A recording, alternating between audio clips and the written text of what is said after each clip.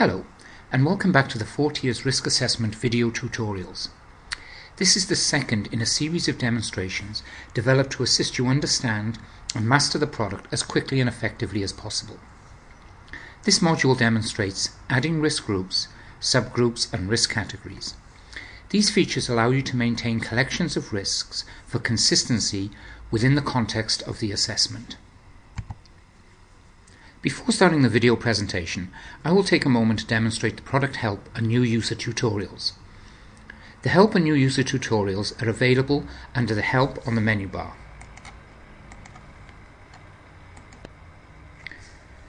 The help quick start covers the adding of groups and subgroups demonstrated in this video.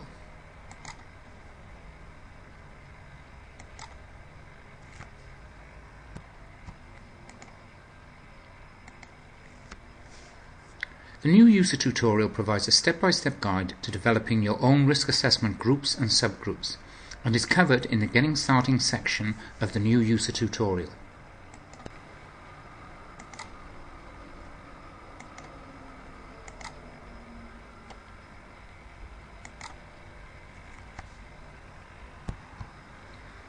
For the purpose of this video, a risk database has been created which identifies a few of the risks associated with implementing a new system into an organization.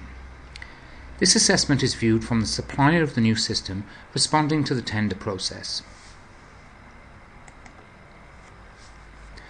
The groups and subgroups are displayed in the familiar tree view navigation pane, showing the group and subgroup hierarchy.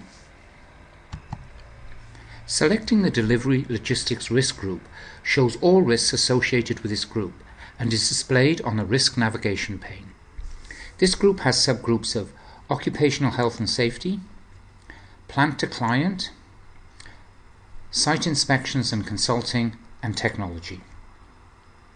Selecting individual subgroups displays only the risks associated with that subgroup. This video demonstrates adding groups and subgroups. Our first step will be to add a group. To facilitate adding a group, first select View, Risk Groups, No Risk Subgroups. Respond to the system message and a blank dashboard screen will be presented. The new group icon will be active. Selecting the Add Group icon presents the following form to add required details. The internal reference provides a text field for alignment back to the impacted project or operational area.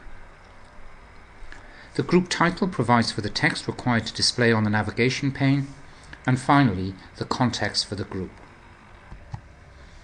In the example shown, we have provided the scheduled delivery dates, the types and styles of training required, and the estimated budget allocated for training.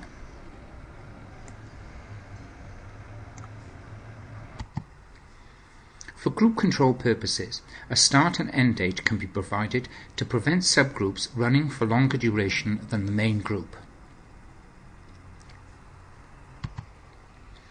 The group has a status of active or inactive. As risk groups are fully mitigated, the status can be set to inactive, preventing the group being displayed during the day-to-day management of the assessment. However, an inactive group is maintained for audit and review purposes.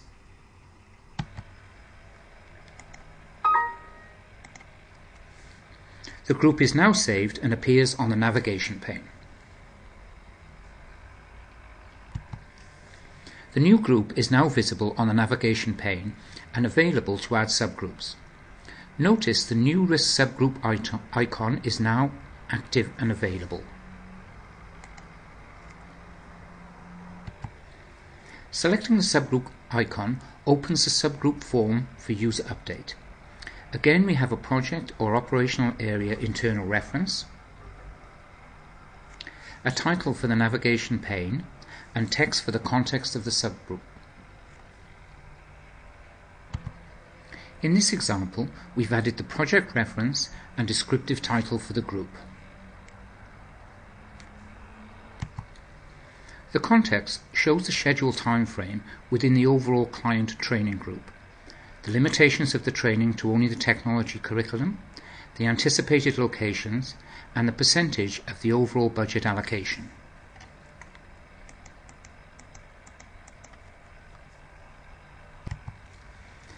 Again, start and end dates are provided and need to be set within the date range of the main group. If the dates are set outside this range, an information message will be provided and the dates can be adjusted accordingly. The initial status of the subgroup is active. However, the application allows the granularity to set a subgroup to inactive when fully mitigated in order to keep the day-to-day view of the assessment as succinct as possible. For audit and reference purposes, inactive subgroups can be displayed in the same way as inactive groups. The subgroup is now saved and the group has an active subgroup. The application will present the message requesting if the user would like to continue to add subgroups or return to the active group's main dashboard.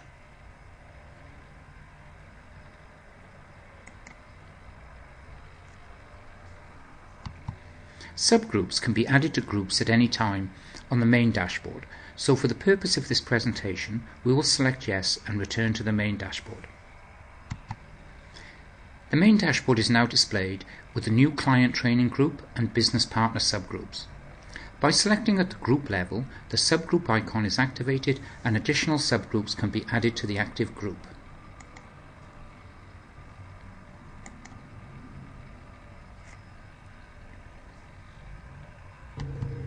The channel and business partner training subgroup is now available to add risks. To conclude this video, we will now demonstrate adding risk categories.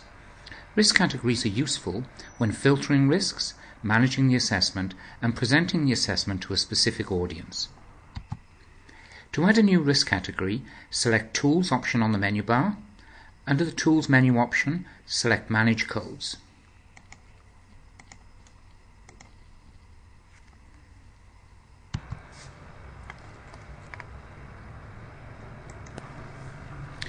The option will present you with a form, allowing you to add a title, which will appear in a drop-down when adding risks, a detailed text description, and the category should be active or inactive. Once all the fields of the risk category have been completed, the category can be saved and will be available for use when adding risks.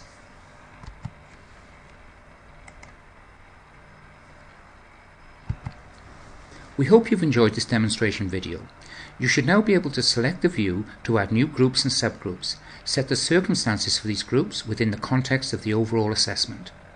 In addition, you should be able to add a category for the risks to enhance viewing and reporting of the assessment. The next video in the series covers adding risks, treatments and actions.